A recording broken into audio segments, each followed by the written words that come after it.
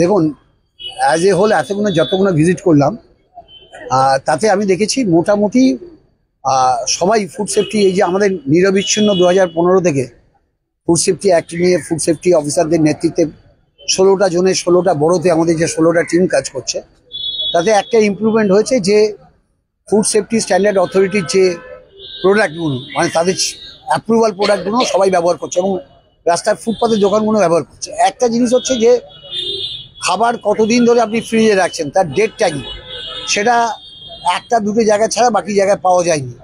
তো সেটা আমি ফুড সেফটি অফিসারকে বলেছি যে যেখানেই যখন যাবেন ইমপ্রুভমেন্ট নোটিশ দেবেন, ওইটাই ইমপ্রুভমেন্ট করতে হবে। কারণ খাবারটা কদিন ফ্রিজে থাকছে, কদিন রাখা যায়, তেলটা ব্যবহার করার পর আর দুবার করা যায়, তারপর করা যায় না।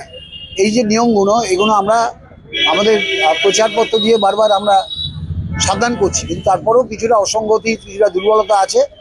এগুলো বেরিয়ে বেরিয়ে চাপ দেওয়া হচ্ছে করার জন্য। আর একটু যদি আমরা ইমপ্রুভ করতে পারি তাহলে আমি নিশ্চিত থাকতে পারবো যে যে খাবার মানুষকে খাওয়ানো হচ্ছে সেগুলো নিয়ম বিধি মেনে।